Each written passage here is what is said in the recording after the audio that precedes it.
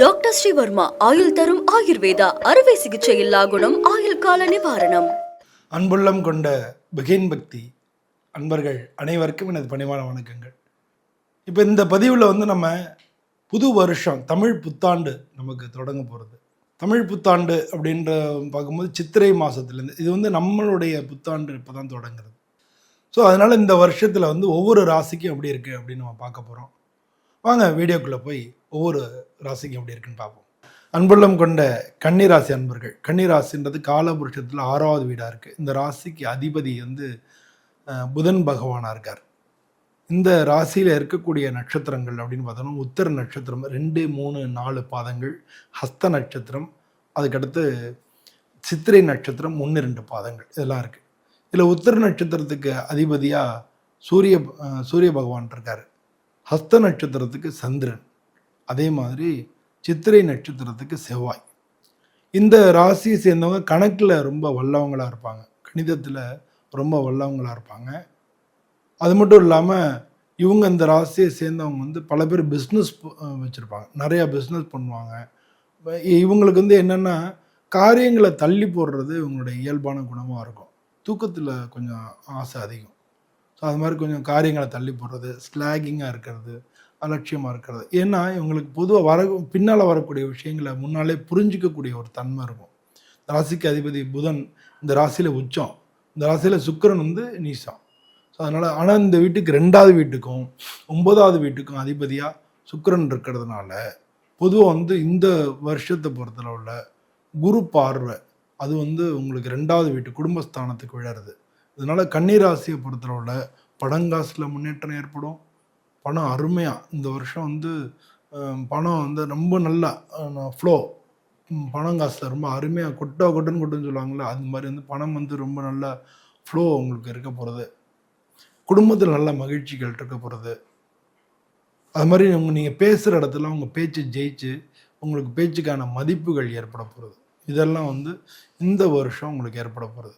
அது மட்டும் இல்லாமல் வெளிநாடு, அது மாதிரி வெளிநாடு சம்மந்தப்பட்ட விஷயங்களில் உங்களுக்கு ப்ராஃபிட் கிடைக்கும். வெளிநாடு சம்மந்தப்பட்ட விஷயங்கள் உங்களுக்கு லாபகரமாக இருக்க போகிறது அப்படின்றதையும் நீங்கள் புரிஞ்சுக்கணும். இதெல்லாம் இந்த வருஷத்தில் தொழில் செய்கிறவங்க, பிஸ்னஸ் பீப்புள், இவங்களுக்கெல்லாம் இது மாதிரி நடக்கும். நீங்கள் பல பேர் வேலை மாற்றம், உத்தியோக மாற்றம், வெளிநாடு போகிறது, இதுக்கெல்லாம் முயற்சி பண்ணிகிட்டு இருந்திருப்பீங்க. வேலை மாற்றங்கள் இதெல்லாம் நடக்கும். ஆனால் இந்த வருஷத்தில் எப்போ நடக்கும்னா மே மாதத்துலேருந்து செப்டம்பர் மாதத்துக்குள்ளே உங்களுக்கு வேலை மாற்றம், உத்தியோக மாற்றம்லாம் நடக்கும். ஆனால் பொருளாதார ரீதியாக எப்படி இருக்கும் அப்படின்னோம்னா இந்த வருஷத்தில் டிசம்பர் மாதம், அக்டோபர் டு டிசம்பர் உங்களுக்கு நல்ல பொருளாதார ரீதியாக ஏற்றமாக இருக்கும். குடும்பத்தை பொறுத்தவரை குடும்பம் நல்லா, நான் ஏற்கனவே சொன்ன மாதிரி குடும்ப வாழ்க்கையில் ஒரு பெரிய பிரச்சனை குரு பார்வை இருக்கு. ஆனால் அதே நேரத்தில் அக்டோபர் மாதம் டிசம்பர் மாதம் வரைக்கும் கொஞ்சம் வாக்குவாதங்கள் ஏற்படுறதுக்கான சான்சஸ் இருக்குது. வாக்குவாதங்களை நீங்களே காம்ப்ரமைஸ் பண்ணிடுங்க. அவங்களோட காம்ப்ரமைஸ் பண்ணி வாக்குவாதங்களை நீங்கள் குறைச்சிக்கிறது நல்லது. வாக்குவாதம் வரா மாதிரி இருந்தனாலே நம்ம அதில் எஸ்கேப் ஆகிடுறது உங்களுக்கு நல்லது. இது மாதிரி குடும்பத்தை பொறுத்தல உள்ள இந்த வருஷத்தில் இந்த ராசியை சேர்ந்த காதலர்கள் அவங்களுக்கு பிரச்சனைகள் பிரிவினைகள் ஏற்படுறதுக்கு வாய்ப்புகள் நிறையா இருக்குது. அவங்களுக்கு காதலர்களுக்கு பிரிவினை ஏற்படலாம். உங்களுடைய உடல்நிலை ஏற்கனவே கொஞ்சம் பிரச்சனைக்குள்ளதாக தான் இருக்கும். தொடர் மருத்துவத்தில் இருப்பீங்க. பல பேர் சுகரோ, பிபிஓ, இது மாதிரி ஆஸ்மாவோ, இது மாதிரி தொடர் மருத்துவத்தில் ஒரு சில பேர் இருப்பீங்க. இந்த மாதிரி இருக்கிறவங்களுக்கு ஹார்ட் ப்ராப்ளம், இது மாதிரி மருந்து மாத்திரை தொடர்ந்து சாப்பிடுவாங்கள்ல, அது மாதிரி அவங்க எல்லோரும் எக்ஸசைஸ் பண்ணிங்கன்னா எந்த பிரச்சனையும் வராது. உங்களுக்கு சனி பார்வை இருக்குது. சனி உழைப்புக்கான அதிபதி. அப்போ நீங்கள் ஒர்க் பண்ணிங்கனாலே வேர்வை வர நீங்கள் எக்ஸசைஸ் பண்ணிங்கனாலோ, வாக்கிங் போனீங்கன்னாலோ, அந்த உடற்பயிற்சிகளை நீங்கள் மேற்கொள்ளும் போது நிச்சயமாக உங்களுக்கு சக்ஸஸ் தான். அதாவது சனி பகவானால் உங்களுக்கு எந்த இடைஞ்சலும் வராது, குடும்பத்துலேயும் பிரச்சனைகள் வராது. இது நீங்கள் முக்கியமாக தெரிஞ்சுக்கணும். ராகு கேது உங்களுக்கு உங்கள் ஜென்மத்தில் அந்த ராகு விளைகிறார். இதனால் உடல்நிலையில் ஒரு புத்துணர்ச்சி இருக்கும். 12ஆம் வீட்டில் கேது இருக்கிறது அப்படிங்கிறது ரொம்ப ரொம்ப நல்ல தெய்வ அருள் கிடைக்கும். உங்களுக்கு அரசாங்கம் சம்மந்தப்பட்ட விஷயங்களும் உங்களுக்கு சாதகமான விஷயங்கள் நடக்கும். எல்லா பல எதிர்ப்புகளை நீங்கள் சந்திச்சிருப்பீங்க. எதிர்ப்புகளை தாண்டி வெற்றி பெறக்கூடிய காலங்களாக இது இருக்கும். அதனால் குடும்பத்தை பொறுத்தளவுல பல விஷயங்கள் வந்து உங்களுக்கு பாசிட்டிவாக தான் இருக்குது. காதலர்களுக்கும் இப்படி தான் இருக்குது. மாணவ செல்வங்களை பொறுத்தவரை படிப்பில் நல்லா பிரகாசிக்க முடியும். அதுவும் வந்து மே மாதத்துலேருந்து ஜூன் ஜூலை மாதத்துக்குள்ளே உங்கள் படிப்பில் நிறையா எல்லா போட்டித் தேர்வுலையும் ஜெயிப்பீங்க. பல பேருக்கு வந்து வேலை கிடைக்கிறதுக்கு சான்சஸ் அதிகமாக இருக்குது.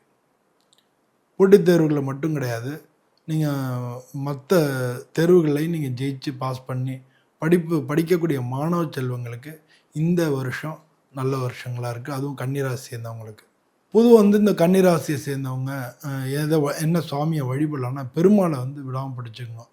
பெருமாள் வந்து ஒவ்வொரு புதன்கிழமையும் நீங்கள் பெருமாளை போய் வழிபடுறது இந்த வருஷத்தில் எல்லா சிக்கல்கள்லேருந்தும் உங்களை வெளியில் கொண்டு வந்துடும். ஏன்னா பல சிக்கல்கள் இருப்பீங்க. பல சிக்கல்கள்லேருந்து வெளிவர முடியாமல் நீங்கள் போன வருஷம் ஃபுல்லாக தவிச்சிட்டு இருந்தீங்க. இப்போது எல்லா சிக்கல்கள்லேருந்தும் வெளிவரக்கூடிய காலமாக இருக்குது. அதனால் எல்லாருமே தவறாமல் பெருமாளை வணங்குறத வழக்கமாக வச்சுக்கோங்க. இதை மட்டும் பண்ணிட்டாலே இந்த ராசியை சேர்ந்த அது வந்து கன்னி ராசின்றது வந்து செலஸ்டியலில் பார்த்தீங்கன்னா ஈக்வனாக்ஸ்ன்னு சொல்லுவாங்க. கன்னிராசியில் பார்த்தீங்கன்னா ஈக்வனாக்ஸ்ன்னு சொல்லுவாங்க. அதாவது இப்போ நம்ம சொல்கிறோம் இல்லையா, நமக்கு வந்து சித்திரை மாதம் தான் வருஷம் தொடங்குறதுன்னு சொல்லுவோம். ஆனால் வந்து பார்த்திங்கன்னா வெஸ்டர்ன் கண்ட்ரீஸில் வந்து மகர மாதம் தான் வருஷம் தொடங்கும். மகர சங்கராந்தின்னு சொல்லுவாங்கல்ல, சங்கராந்தி பொங்கல் அது ஜனவரி. அதான் வந்து அவங்களுக்கு வருஷம் தொடங்கும் ஜனவரி மாதம் இல்லையா. அது ஆனால் நமக்கும் உண்டு. அதை என்ன பண்ணுவோம் அப்படின்னா உத்தராயணம் தட்சிணாயனமோ, மகர மாசிலேருந்து வர்றது உத்தராயணமோ, கடகராசிலேருந்து தட்சிணாயனம் அப்படிம்போம். ஸோ இந்த தட்சிணாயனம் இதில் இருக்கக்கூடியவங்க பல பேர் வந்து இன்னும் ஒரு சில பேர் வந்து கருப்பண்ண குலதெய்வங்களை வணங்குறது ரொம்ப முக்கியம். கருப்பண்ண சுவாமி, வீரனார், காவல் தெய்வங்கள், ஐயப்பனை வணங்கினா உத்திர நட்சத்திரக்காரங்க ஐயப்பனை வணங்கினா அவ்வளோ நல்லது. ஸோ இந்த ராசியை பொறுத்தளவுல நீங்கள் ஐயப்பனை வணங்கிக்கோங்க. குலதெய்வங்கள்ட்ட இருந்தனா அதை வணங்கிக்கோங்க. இல்லாட்டினா கிராம தெய்வதைகளை வணங்குங்க. நிச்சயமாக வெற்றி உங்கள் பக்கம்தான். வெற்றிக்கு வந்து இது மட்டும் கிடையாது, இது வந்து டூல்ஸ் தான். உங்களுடைய உழைப்பும் உங்களுடைய சிந்தனையும் உங்களுடைய விடாமுயற்சியும் தான் உங்களை வந்து வெற்றிக்கு கொண்டு போய் சேர்க்கும்.